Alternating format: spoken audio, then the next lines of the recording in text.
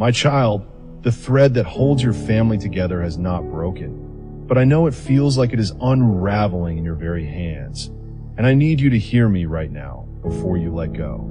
I see you. I see the dinner table that feels like a battlefield. I see the bedroom door that stays closed more than it stays open. I see the phone calls that go unanswered, the texts left on read, the silence that stretches between you and someone you once loved with your whole heart, like a canyon that keeps widening no matter how many bridges you try to build.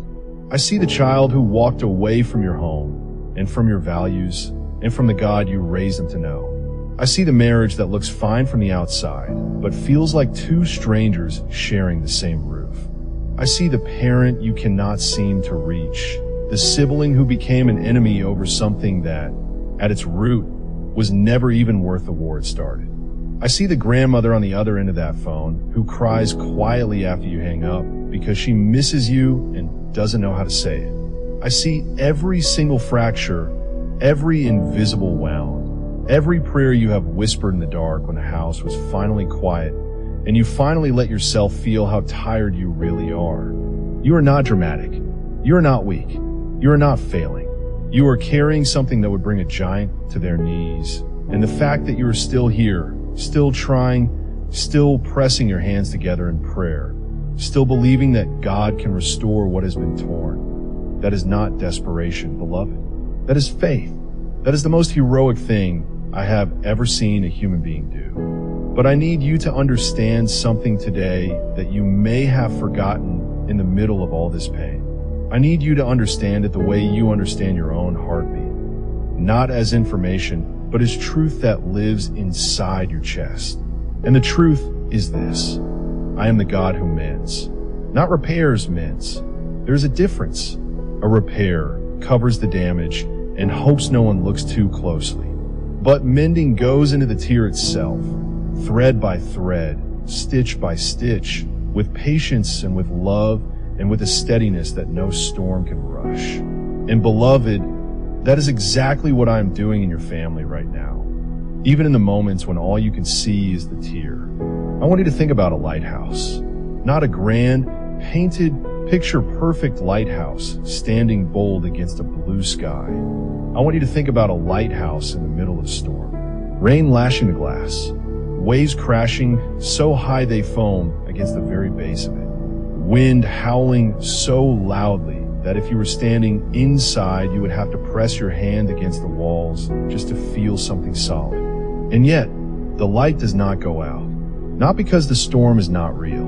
The storm is absolutely real. Not because the lighthouse is not shaking. It is shaking. But the light does not go out because the light was never dependent on the calmness of the weather. The light was built for exactly this kind of night. And that is what I am in your family, my child. I'm a lighthouse. And no matter how violently this storm has thrown itself against your home, against your relationships, against the bonds you thought were unbreakable, I have not gone dark. I'm still here. I am still shining. And the people you love are still out there in those waves. And my light is reaching them even when you cannot see how. Let me bring my word into this moment. Because my word is not a collection of ancient stories. It is living breath, and it is speaking directly into the situation you are walking through right now. In Ruth chapter 1, verse 16, Ruth spoke these words to her mother-in-law Naomi: "Where you go, I will go, and where you stay, I will stay. Your people will be my people, and your God my God." Now hear this. Ruth was not speaking to a woman in her prime. She was speaking to a woman who had lost her husband, lost both her sons, lost her homeland, and had literally told Ruth to leave her because she had nothing left to offer. Naomi believed she was too broken to be loved, too empty to be chosen, too far gone for anyone to stay. And yet Ruth stayed. She chose her. She pressed her face into that broken woman's life, and she said, "I am not going anywhere." And I need you to hear me tell you today that I am doing the same thing over your family. No matter how far your loved ones have wandered, no matter how much has been lost, no matter how empty the house feels or how fractured the relationship seems, I am pressing my face in your situation and I am saying, I am not going anywhere. I chose this family. I chose you, and I do not unchoose my own. In Ezekiel 37, I showed my prophet a valley full of dry bones. Not just dead dry, bleached by time, scattered by loss. Every rational eye looking at that valley would have said, it is over. There is no coming back from this. These bones have been here too long. And yet I asked Ezekiel, can these bones live? And when he spoke my word over them, there was a rattling, and then there was movement, and then there was breath. And what had been dead stood up as a mighty army. My child, I do not need your relationships to look alive before I can bring life back to them. I do not need your family to be gathered in the same room, hearts open for me to begin the work. I can breathe into dry bones. I can rattle the scattered pieces. I can call what seems dead by name and watch it rise. And I'm calling your family by name right now. In Malachi 4, verse 6, I promised that I would turn the hearts of the fathers to the children and the hearts of the children to the fathers. This is not a suggestion. This is not a hopeful idea. This is a covenant promise from the mouth of the living God, that the turning of hearts is something I do. It is my specialty. I am the God who turns hearts, and no human stubbornness, no years of silence, no bitterness built up like a wall is stronger than my ability to turn a heart back toward love. And hear me now from Psalm 138, verse 8. The Lord will vindicate me. Your love, Lord, endures forever. Do not abandon the works of your hands. You are the work of my hands. Your family is the work of my hands. And I do not abandon what I have made. I am completing what I began. Even now, and from Isaiah 43, verse 19, I am speaking this over you. See, I am doing a new thing. Now it springs up. Do you not perceive it? I am making a way in the wilderness and streams in the wasteland. Where your relationships look like wilderness right now, I am cutting a path. Where your family has become a wasteland of unspoken words and uncrossed distances, I am opening a stream.